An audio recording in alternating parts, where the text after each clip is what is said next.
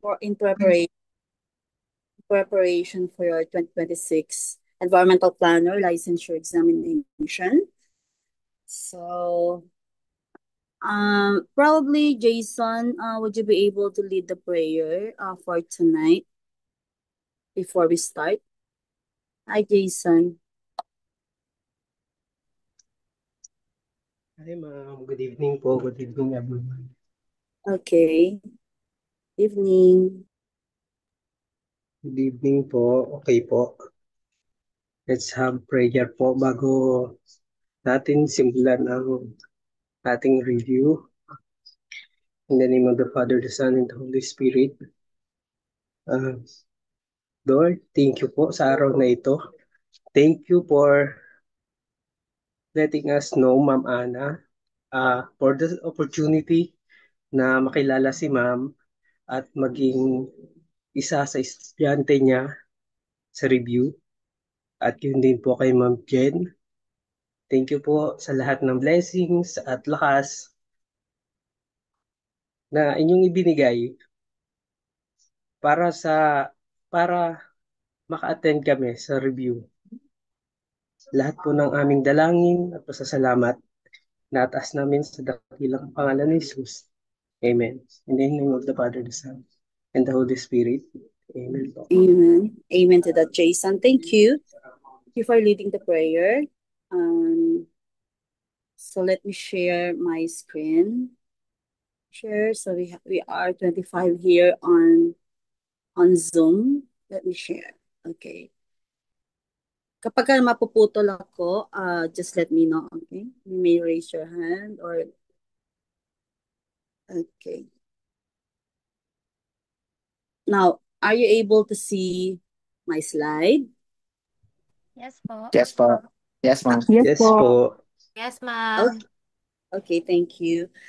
So tonight's topic, I would like to introduce history of cities and theories of urbanization. So we have two parts here, history of cities and theories, okay, theories of urbanization. And this is the outline for the history of cities. So we have different era, okay, different era here. And then we have theories of urbanization. If I finish this, we will finish it at probably 2 a.m. But so ikakat ko siya where appropriate. Okay. So I don't want you to stay very long. Anyway, we have ilan ba? 11 months to prepare. So here I would like to start with early urbanization. That's 6,000 to 200 BC. So this is the part where most of the 2025 ENPs excelled. Some scores I saw are 93%, 92. Parang lowest yata is parang 90, parang ganun, ano? So that's where they excelled, and it comprised 20% of the total 100%. So early urbanization. So I'd like to start with this first item. I would like to read first. Early urbanization coincided with Neolithic agricultural revolution. So keyword there is agricultural revolution, when people built permanent settlements and fixed farms rather than living nomadically through hunting and gathering.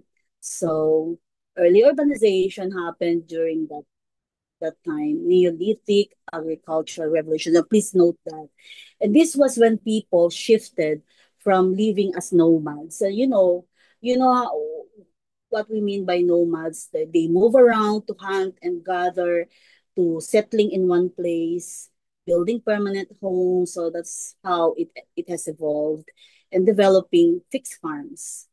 So I hope you can imagine and always picture in your mind whatever you see here, especially history. Maybe it was a boring subject when you were younger, but we don't have a choice but to embrace because it's part of the 20%, okay? And it will make you one of the best planners, when you can incorporate history and theory into your speech or into your written work. Okay, so I will um, I will continue now. So this shift laid the foundation for the first cities as permanent settlements became possible only when food could be produced regularly in one location. So I can proceed now with number two. I will read again. There was increase in tribe size to the point where hunting and gathering could no longer provide adequate food, which encouraged fixed settlements. So, as tribes, so what it's trying to say is, as tribes grew larger, the old way of hunting and gathering was no longer enough to feed everyone. And so, this population pressure forced groups to look for new ways to get food, which led to the adoption of fixed settlements and agriculture. So I will proceed with the third one. Successful domestication of selected plants and animals generated huge food surplus that led to sedentary settlements in alluvial plains. So there are examples here: Nile, Tigris, Euphrates. I think lumabas ito, yung Euphrates, for 2 consecutive examination years. Indus, Wangho, Tiber rivers. So you need to be very familiar. So tomorrow is another day. It would be very difficult for you to be going back. So as you listen tonight, and probably tomorrow when this particular lecture was already uploaded by Jen, and so you can check it tomorrow, so that by tomorrow evening it would be a different topic again. So what I'm trying to say here is, hindi tayo magpapalagpasan, we don't waste time not to remember or not to be familiarized with all these things, because history, and it's a memory work and familiarity. Okay. So what does it mean? Okay, successful domestication. So the domestication, that number three said, the domestication of certain plants and animals resulted in surplus of food. So you know what surplus, sobra sobra. Okay, and this surplus allowed people to settle in one place, especially along the fertile alluvial plains of major rivers like the Nile. Yeah, so those I just mentioned, those which you can see in parentheses. So these locations supported early urbanization due to the abundance of water and rich soil. Number four, the resource base was the source of water, such as rivers, lakes, and oases for irrigation of permanent farms. So it's yeah, these water sources, okay, became critical. They were used for irrigating farms, ensuring a stable supply of water for crops, which in turn supported permanent settlement and the growth of early cities. So we proceed to the next one. Cattle was used to plow, increasing cultivated acreage. So the use of cattle to pull plows allowed people, or this increase in cultivated acreage contributed to food surpluses and further supported population growth and settlement. Now, note this number six.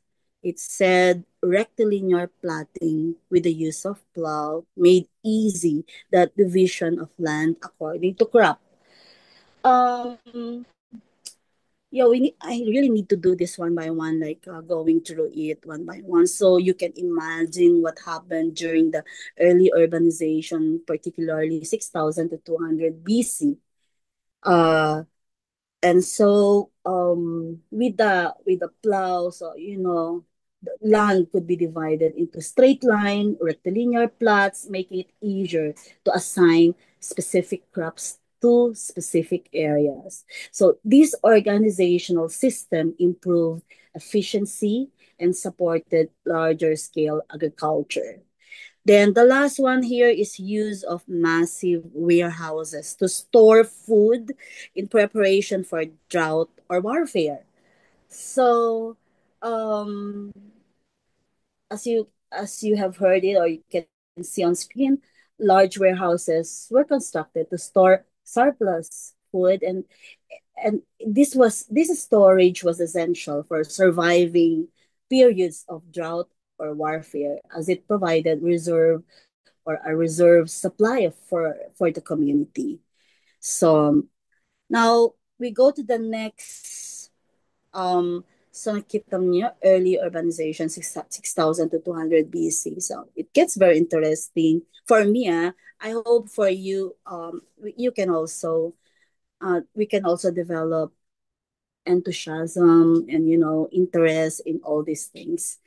Um, so theory of early urbanization were still there, early urbanization, but this time it's hydraulic civilization theory by Carl Wittfogel in 1957. And these are important things to remember. So we have the theory of early urbanization, then which theory was that?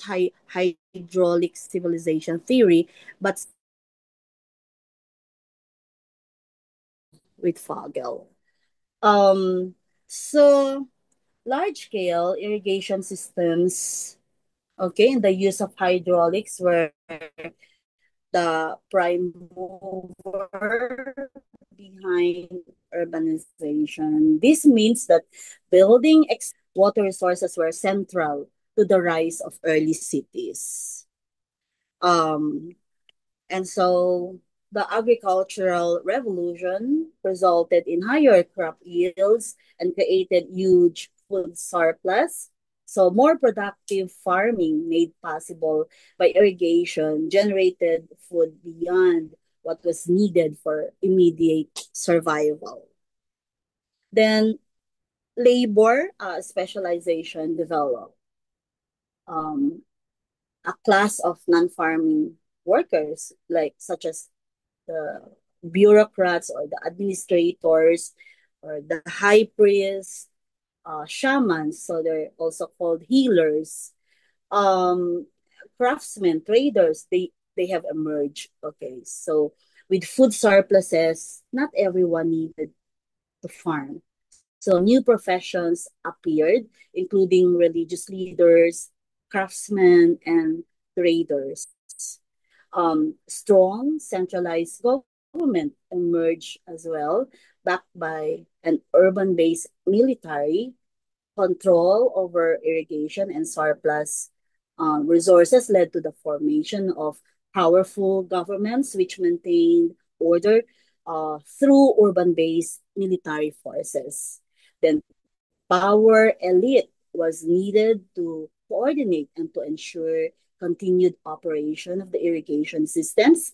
So managing the irrigation systems was complex and required a governing class to organize labor and resources. Farmers who resisted king's authority were denied water. So can you imagine that?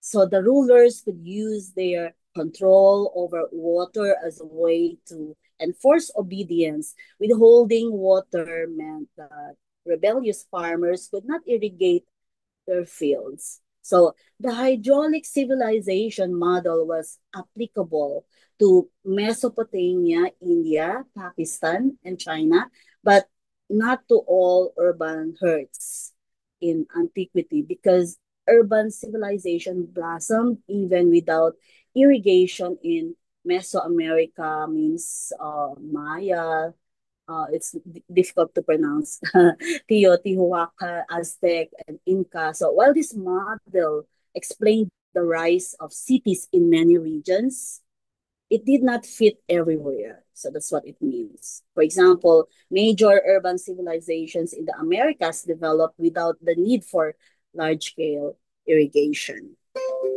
So still a theory of early urbanization, but this time religious model by Paul Whitley. So yung kanina, theory of urbanization, hydraulic civilization. So it's easy to remember. It's all about water, diba? Hydraulic civilization. Here, it's religious model by Paul Whitley in 1973. Um, so uh, Carl Wittfogel, by the way, he argued that the management of large-scale irrigation, no, this is Paul Whitley now. So here, okay, in Carl Wittfogel argued that the management of large-scale irrigation systems in ancient river valley civilization required centralized bureaucratic control and um, so this led to the emergence of powerful, often despotic states. So where rulers and elites maintain authority by controlling access to water. So here, for the religious model, a major factor behind urbanization compared or in contrast with that of the hydraulic civilization theory. Now, cities were religious, uh, ceremonial centers. So, like temples and ziggurats, and were seen as defenses against supernatural, okay, defenses against supernatural forces. So meaning religion played a central role in the rise of cities. Cities themselves were built as religious ceremonial centers, such as temples and ziggurats, as I mentioned earlier. So, and people believed that living in these cities offered them protection from supernatural threats. Then, religious leaders claimed special knowledge of meteorological and climatic conditions. They decided when and how to plant crops. So successful harvest led to more support for this priestly class. Religious leaders claimed to have or it so when their advice resulted in good harvest, the priestly class gained even more support and authority because they have claimed to have special knowledge about weather and climate, etc. So, and that allowed them to decide the timing of planting and harvesting crops. Then third is, okay, priestly class exercise political and social control. So political leaders had to claim the status of high priest, implying that they had exclusive um, and superior knowledge, giving them both political and social control over the people. Politically, there was shift from elder-based kinship organization to complex political system. So they shifted away from simple elder-based kinship systems towards the more complex one. So shift from ancestor worship to cult worship of totalitarian god kings who controlled food storage and food rationing. So these rulers not only had religious authority but also controlled key resources like food storage and rationing, centralizing power further. So development of writing enabled God kings to codify laws. Imagine during this time, they already codified laws.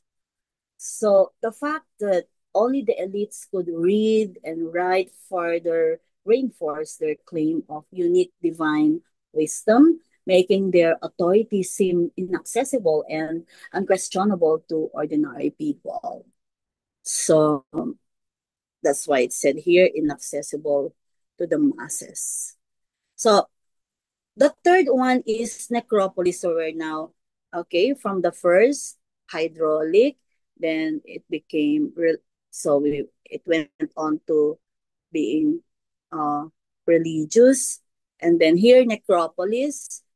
So the earliest city, okay, here and at this time the earliest city were called cities of dead, cities of the dead. Okay, so um so what happened there? What were the facts during this time? That because they're known as necropolis or cities of the dead, they were built as centers for the worship of totalitarian god kings. And these cities reflected the central role of rulers who were regarded as divine or semi-divine figures. The social and urban structure revolved around honoring and venerating these rulers with rituals and spaces dedicated to their memory and continued influence even after death. So, totalitarian god kings sought to live forever through huge monuments and burial complexes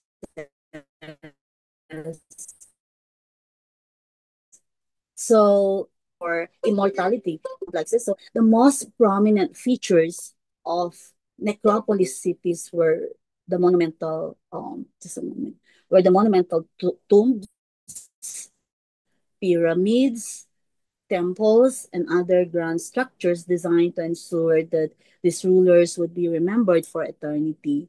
So these complexes were intended to secure their legacy, provide for their afterlife, and reinforce their divine status among their people. So you can see the different photos here. Now, um, Greek city-states and the birth of democracy after necropolis. So, um, this one, it's the Greek city-states or polis, P-O, okay. Polis. The Greek cities or polis together had combined population of about 250,000. So these city-states were very different from the huge centralized empires, and they showed a new way of organizing urban life that was more open and less controlled by a single ruler. So there were around 500 different polis, so 500. Um, so each with only 3,000 to 5,000 people. Please remember this, baka tanungin. So, and you know, um, I think someone here told in the GC, sa group chat natin, before someone said it's like a chapsuy type of questions. Really, I totally agree with him because um the board exam is actually a chapsuy. So that was really a very good observation for my review because we need to mirror what's actually happening in the board exam.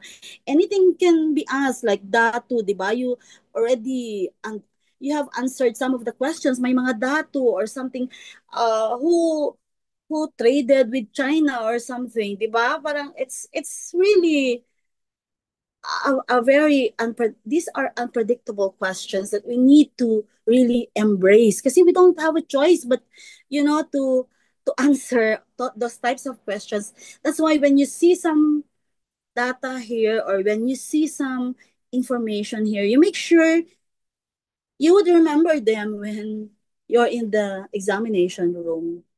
Okay? So there were 500 polis nakalagay dito sa bullet na to. There were 500 polis with a population of 3,000 to 5,000 people each. The most important were Athens, Sparta, Mycenae, Priene, Minoa, and Pergamon. So what I'm trying to say here is hindi naman ito, I did not put it here for nothing. So it meant that in previous board exams, this came out, when the ENP board exam was established, and so lagi na itong natatanong. Okay, and so pag nagre-review tayo, you don't question what I tell you dahil um, nakapag-produce na rin tayo ng number 1, 2018 ba yun? 2017. And so nakapag-produce din. And the 2025 batch, there were 60 out of 62 passed the board exams. And so we don't, you only question, maybe we can limit questioning here except for, like kapag it's an analytical, meron tayong Bloom's taxonomy, di ba? Analytical analysis level, application level. So when you become ENPs, then maybe we can debate over these things, but not at this time because you are still preparing. So you need to be like a sponge that you absorb to everything, to learn and learn. Okay, and we need, the most important thing is for you to, to have humility in everything. Kasi we are preparing for the board exam and we don't even know ano yung lalabas. So the third bullet here is the Greeks. Okay, the Greeks also had a temple as centerpiece, but valued the creation of civic space and the practice of secular fields such as philosophy, Olympic sports, and humanistic arts. So I think that's clear. And ano pa ba?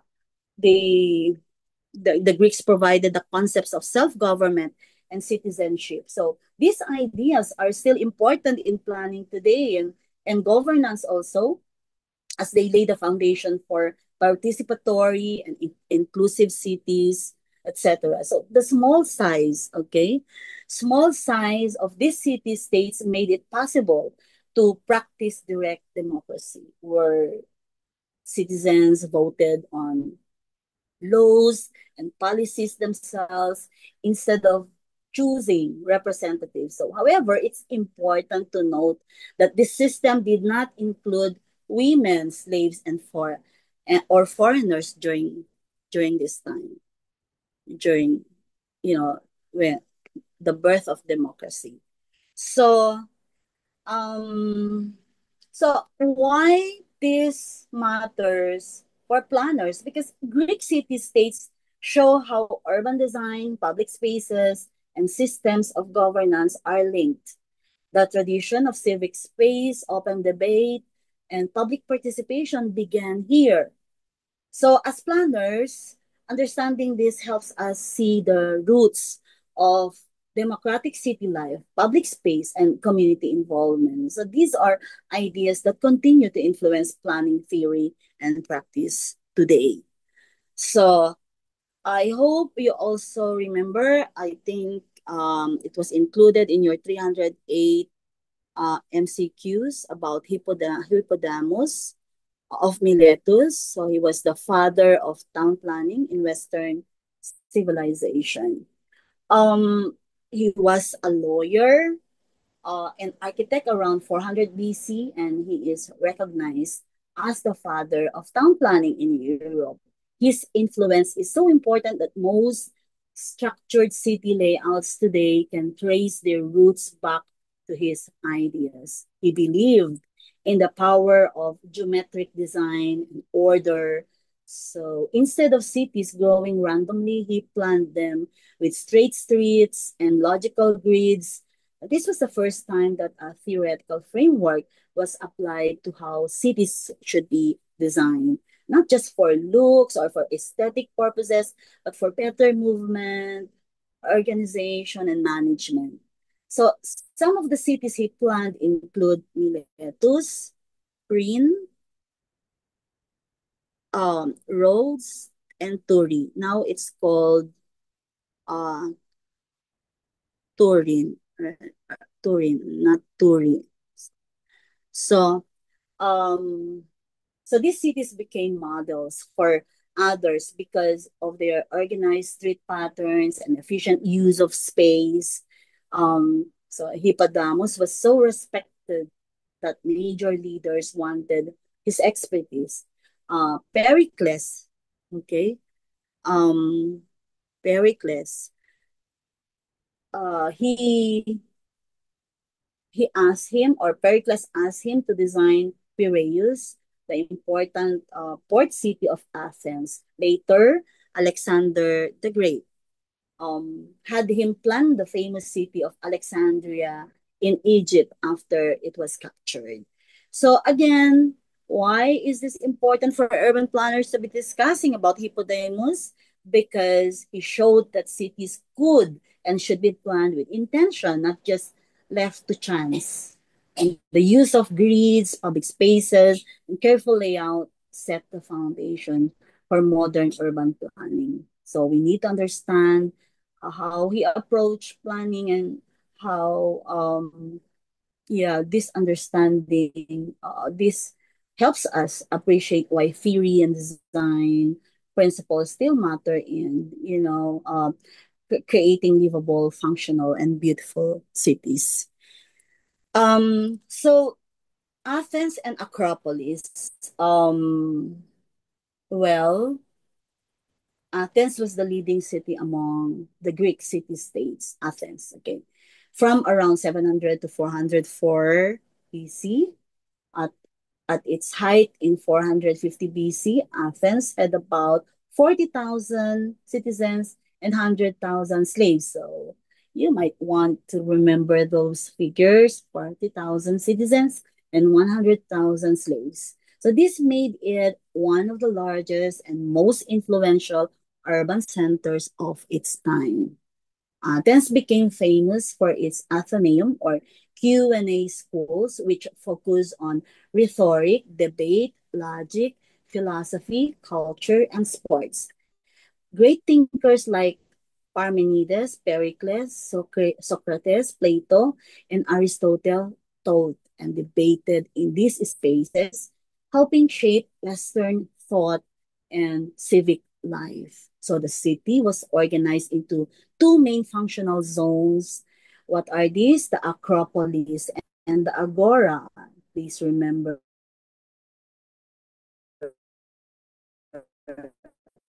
all these functional zones, these two functional sites and religious temples. The Agora, on the other hand, or public square, was the center for civic activities and secular politics, where citizens gathered to discuss and shape public policy. So the Acropolis was built with white marble and granite, designed to shine in the sunlight and stand out as the crown on Mount Lycabettus. Its architecture was intended to blend with the natural landscape, creating a strong visual identity for the city. Arenas in the Agora, the arena, right? Arenas in the Agora were used for public gatherings and events, providing a place where people could participate in social and political life. So these venues highlight how public space in Athens supported democracy and civic engagements. So, like to move. maybe I can finish up to, okay, let me see. Okay. So because it's 9:50, okay. Um, Here, okay. Plato, 427 to 347 BC on polluter place principle. So I hope meron kayong stock knowledge about Plato, that over 2,000 years ago wrote about what we now call the polluter pays principle. His law said that if anyone intentionally pollutes another person's water, whether it's a spring, a reservoir, or any source, by using poison, by digging or stealing, the injured party can bring a case to the city authorities and claim damages. So if the polluter is found guilty, Plato's rule goes even farther. Number one, the guilty person must not only pay for the damages caused. Number two, but must also clean and purify the polluted water following the method required by law. So why does this matter in urban planning? This is an early example of holding people responsible for the harm they cause to the environment. Plato's idea is the foundation for modern environmental laws and planning policies, making sure those who cause pollution are required to fix what they've damaged. So for us, urban planners, this principle guides how we manage resources, protect public health, and ensure fairness in cities today. Aristotle 384 to 322 BC on intergenerational equity. So this was, so if you remember, later in our lectures, especially when we do environmental laws, so we would reach Oposa versus Factoran case, which is a landmark case applying intergenerational equity. And so what do we know about Aristotle? He is also as popular as Plato. Okay, that Aristotle's idea is simple but powerful. He points out that human being is not just about meeting the needs and wants of people living today. Through well-being also requires thinking ahead, meaning making sure that future generations will have enough resources and choices. So Aristotle says that every generation should enjoy life and pursue what matters to them. But it doesn't stop there. Each generation also has a duty to leave behind enough, diba? The SD principle, okay? So hindi lang yun, it did not only start with the SD principle, but Aristotle started it all. So, according to Aristotle, each generation also has a duty to leave behind enough, whether it's land, clean water, food, or opportunity, so that those who come after them can also live well and make their own choices. So, this is a powerful statement by Aristotle. And this principle is inculcated in sustainable development. So when planners make decisions about land use, resource management, or infrastructure, so we need to think not only about the present, diba, but also about the long-term impact. So good planning means protecting and conserving resources so future generations aren't limited by our choices today. So you can see here the polytheism. Greeks combined polytheism with secular humanism. And so I hope that you understand what it means that the Greeks honored many gods and goddesses as seen in their mythology and temples. And so at the same time, they celebrated human achievement, beauty, and capability through their art, philosophy, and daily life. So Venus here Venus de Milo. I'm not sure if you're familiar with her, but this famous statue represents the Greek um focus on the human body, balance, and proportion, while Venus is a goddess. The statue highlights physical beauty and a human form, which is an example of how divine and human qualities were blended. And Zeus, gods of the gods, gods in Greek mythology or mythology. So he was the chief of God, a chief god in Greek mythology, worshipped in major temples and festivals. So the Greeks built great statues and sanctuaries for gods like Zeus, showing the importance of religion in public life.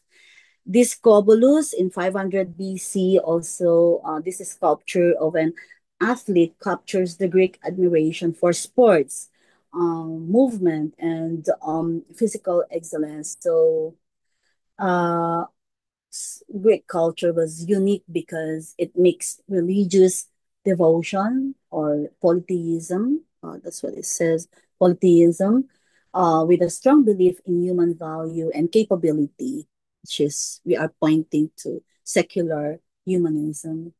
So cities reflected both temples and sacred spaces for the gods alongside public spaces, theaters, and gyms that celebrated human life and civic participation. And so this mix influenced city planning, what else? Public art, and even the idea of civic pride.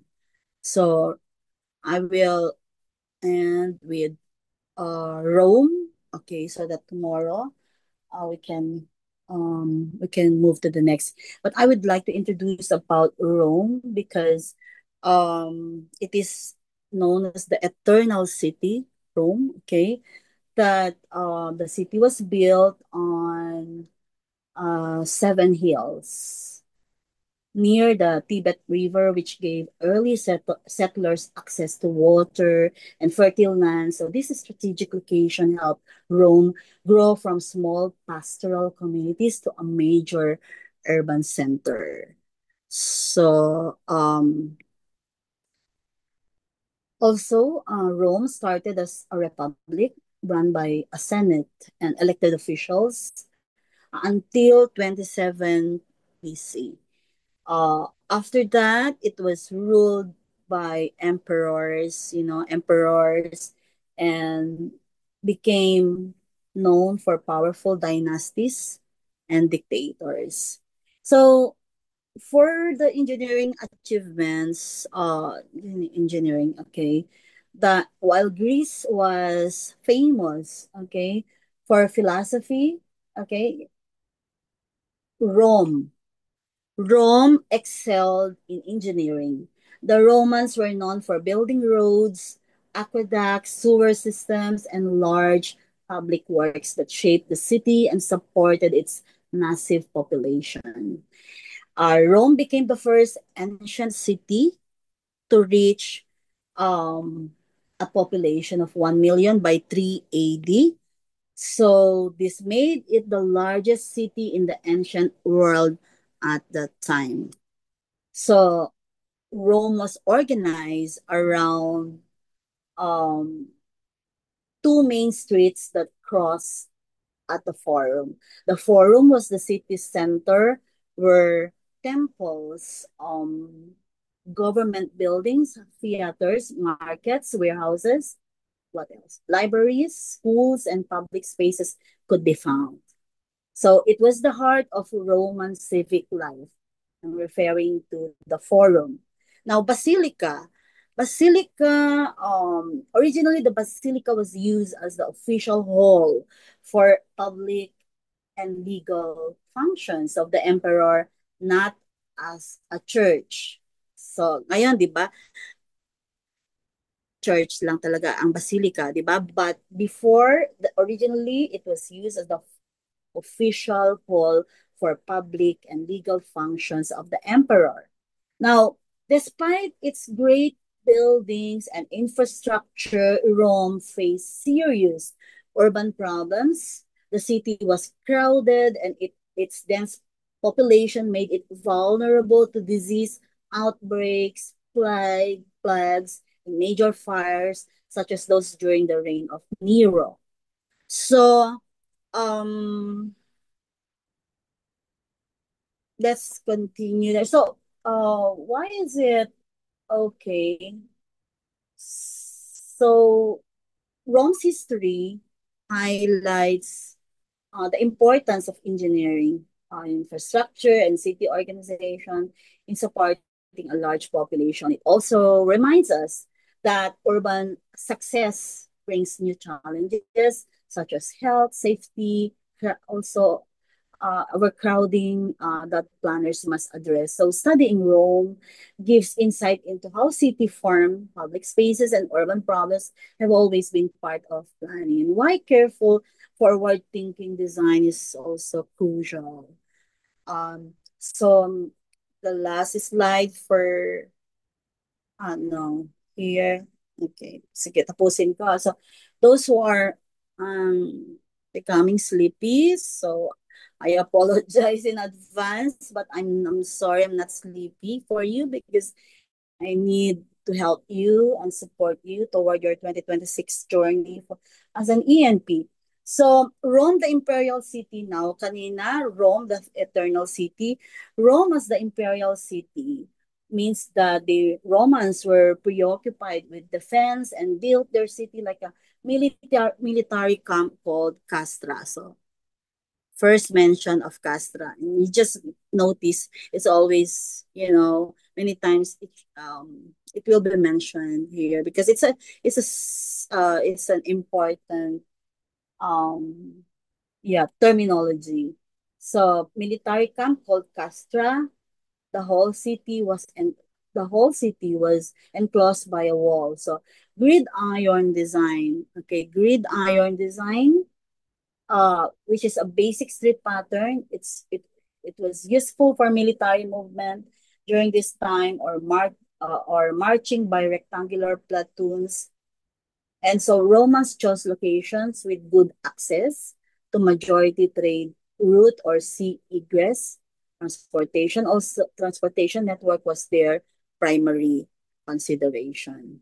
So the Romans approach city building with security and efficiency in mind, and their cities were designed like military camps known as castra, diba? And surrounded by protective walls. So this focus on defense shaped the layout and character of Roman urban areas. So the Gridiron Street was more than just an orderly pattern because it was a practical solution that allowed troops to move quickly and efficiently through the city information. Okay, so this design is one reason Roman military power was so effective and why many cities worldwide still use grid patterns today. Location was always strategic for the Romans, and they picked sites with easy access to trade routes and the sea, ensuring their cities could thrive economically and could be supplied or defended easily. So, it transportation was a core or was a primary consideration in Roman planning. Um, so, mm, so London and Paris started as army camps of the Roman Empire. Um, the Roman military camp or castra, okay, was a template design for perimeter blocks, square palaces with enclosed open space, quadrangles, and piazzas. So Roman and military, okay, they were they were not just for soldiers; they also influenced the basic urban layout of many European cities. So the template featured perimeter blocks, central open spaces, which later evolved into the quadrangles, piazzas, and city squares we see in cities today. This design was practical for defense, but also shaped how public spaces and important buildings were organized. So Paris, okay, just a moment. Um, by around 400 AD, Paris already showed these influences. Its early urban form followed the structure of a Roman military camp, which can still be traced in some of its oldest districts. So the street patterns, blocks, and public spaces owe much to this original layout. And so many great European cities, including London and Paris, have Roman army camp designs at their. So just to, oops, 1, 2, 3. Okay. Still on Roman civilization. Um, so just to make sure you understand Roman, it's the center, their um yeah, what they are concerned, or what their priorities were. So the Roman road building here, the Via Appia is being used until today. What do we mean by this one? That it's one of the oldest and most important Roman roads, constructed more than 2,000 years ago. So it was so well engineered that parts of it are still in use today. The road was built with multiple layers. You can see here. Okay. The What do we mean? It was the road was the multiple layers means that the large stones at the bottom here, you see that the cement mixed with broken tiles, smaller stones and pebbles from furnace. So I'm just reading here. Okay. Smaller stones and pebbles for firmness. So like those who are engineers here can understand better. This very simple demonstration of the Via Appia, and paving stones cut to fit tightly together the surface. And they use also curbstones at the sides that help guide water away. So road building set the standard for infrastructure that lasts. Mm, and so their roads connected cities across the empire, supporting trade, communication, and military movements. So it shows how thoughtful design and durable materials can create infrastructure that serves people for generations, which is an important lesson for modern planners also.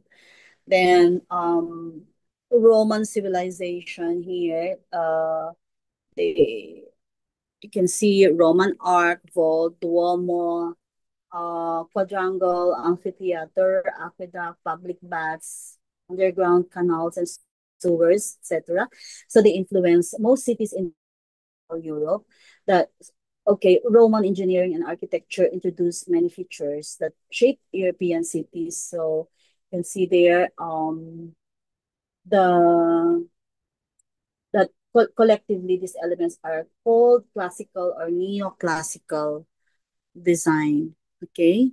That when we see these features in cities today, arches, domes, grand public spaces, and monumental buildings, they're part of what's known as classical or neoclassical design. Pwede ring tanongin ito sa boards. And this style is valued for its symmetry, durability, and emphasis on public life and utility. So, Roman civilization reminds us that good design stands the test of time. That elements developed by the Romans continue to influence city planning, architecture, and infrastructure. So, well, this one is it's just saying that ancient Romans at its height, uh, it did not colonize actually. So you can see here, it did not colonize not colonized by Rome. I mean, were Scotland, ito. Scotland, Ireland, East Germany, Poland, Denmark, Scandinavian countries, Baltic state, Ukraine, Belarus, Russia, Iran, and Saudi Arabia. So um, it the map shows the full extent of Roman rule. So that's why this one were the exceptions.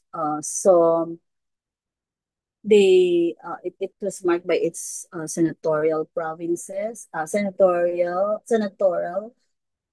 um hindi dapat senatorial ba yun? So and imperial provinces as well as client states. So they have different kind of how naming the states and provinces. So however, there were regions Rome did not conquer, and this is the list.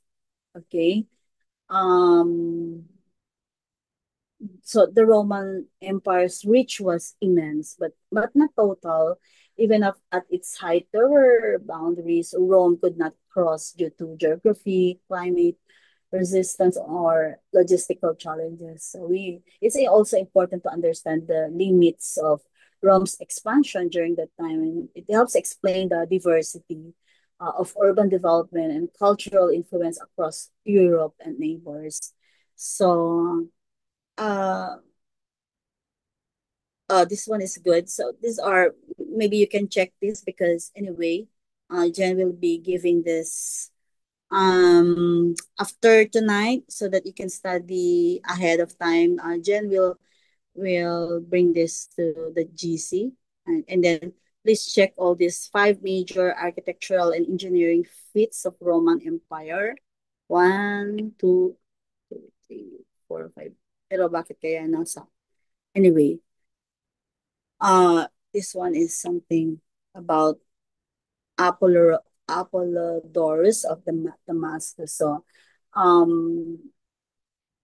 yeah, these are meaning these were the iconic Roman structures, and so you can just check that because I would like just to emphasize on this one. So this will be the last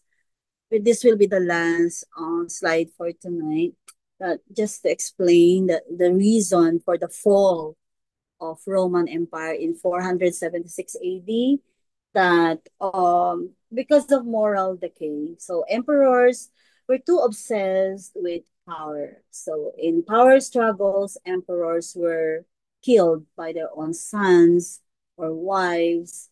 So brothers killed their own brothers who were rival heirs to the throne, showing the breakdown of families. So among the elite, incest, inbreeding, deceit, and treachery were common, as well as corruption from top to bottom. So internal conflict and corruption were rampant. So that's what it means that family bonds broke down at the highest levels, making the leadership unstable. So when rulers are only interested in power, respect for law, and unity collapses, weakening the entire empire. So emperors had ostentatious and pleasure-focused lifestyles, leading to bankruptcy of treasure and loss of respect from the citizens. So military generals were rewarded with multiple women and sex orgies as prize for battle, which resulted in loss of discipline, neglect of foot soldiers, and neglect of conquered territories. So it means that the ruling class focused on luxury and excess, spending the empire's wealth on personal pleasures rather than public good.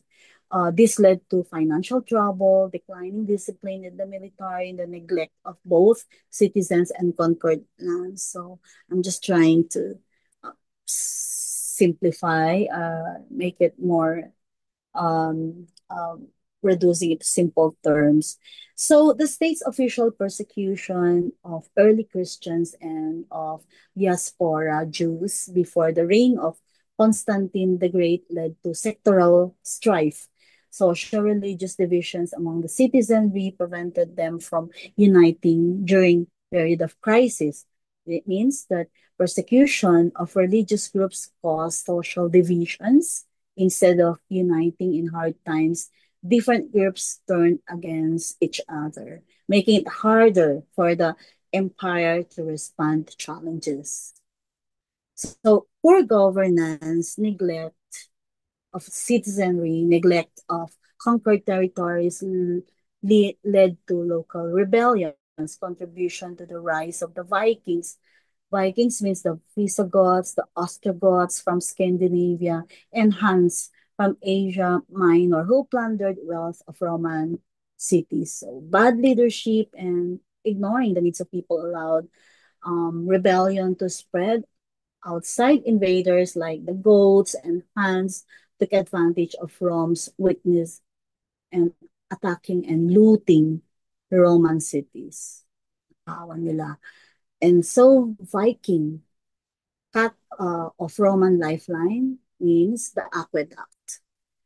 Without because without steady supply of water, Rome's population went down from 1 million. Remember yung kanina, the previous slide? 1 million in 3 AD to 12,000. So it went down to 12,000 in 400 AD. So meaning critical infrastructure like aqueducts for water supply was destroyed. And well, because of that, without clean water, the city could not support its population, causing a massive decline. Empire was just too large to maintain for an overstretched army fighting in multiple fronts. So meaning the Roman Empire grew too big to govern effectively. The military was spread too thin, making it impossible to defend all its borders or respond quickly to threats. So meaning they beat now. That's the last one. They beat more than they can chew. So Rome tried to control more than it could handle, which eventually led to its downfall. So what's the lesson here? That the fall of Rome is a lesson in the dangers of poor governance, social division, overexpansion, and neglect of critical infrastructure. So strong cities and states depend on unity, good leadership, social trust, what else? Investment in essential services. So, this principle, this fall of the Roman Empire is still, it's vital to still discuss it in urban planning until today. So I hope this will be a good day to start for you, all emerging planners for 2026. So tomorrow we will proceed to social cultural theory. Jen, please upload, is it upload or post it in the group chat so that they can study in advance. So let me stop now screen sharing. And so Jen, would you like to do photo documentation now? Thank you. Good evening.